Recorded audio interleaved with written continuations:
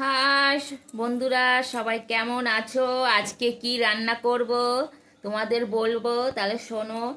আমি এই আলুগুলো নিয়ে নিয়েছি, এই আলুগুলো ছাড়িয়ে ছোট ছোট করে কাটবো। আর এখানে কি আছে বলো তো?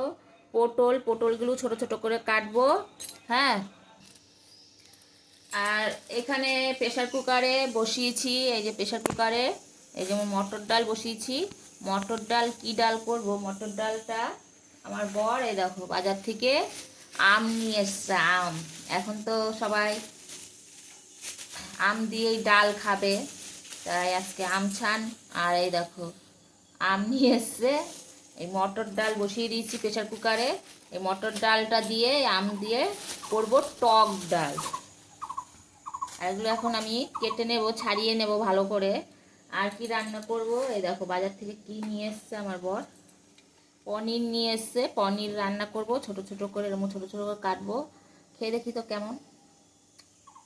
ভালো, সুন্দর করে জিরে বাটা দিয়ে আদা বাটা দিয়ে রান্না করব। আর ছোট ছোট করে কেটে নেব।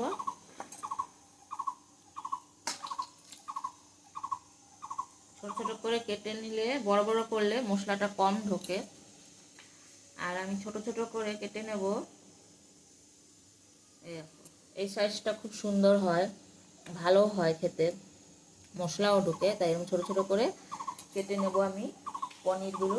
আর এখানে ভাত বসিয়ে দিয়েছি, এই যে এখানে ভাত বসিয়ে দিয়েছি, আমার ফুটে এসছে।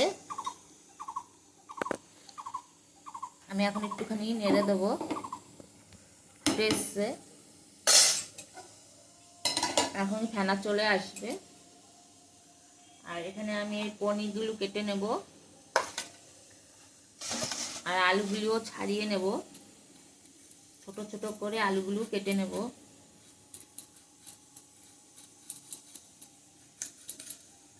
আজকে রান্না করব টক ডাল আর পনির তরকারি। আমি আলুগুলোকে একদম পনির যেভাবে কেটেছি, এই যে ভাতের ফ্যান চলে আসলো। আর এখানে এই যে আমি ছোটো ছোটো করে আলুগুলো কেটে নেব, তাহলে ভালো হবে। আলুগুলো কেটে আমি জলে ভিজিয়ে দেব। আর পটলও ভালো লাগে দেবে, পনির হোক সোয়াবিন হোক রান্না করলে না, একটু পটল ছোটো ছোটো করে কেটে দিলে আমার খুবই ভালো লাগে। একটু পটলগুলো ভালো করে একটু ভেজে নিতে হবে, আর তারপরে রান্না করতে হবে। এই যে এখন আমি পটলগুলো সুন্দর ছোট্ট ছোট করে আলুর মতো পনির যেরকম ছোট ছোট সব এরকম পাতলা পাতলা করে ছোট ছোট করে কেটে দেব। এবার আমি ভালো করে কি করব, ধুয়ে নেব, ধুয়ে আমি রান্না করব। তাহলে আজকের আমার রেসিপি হলো পনির আলুর তরকারি।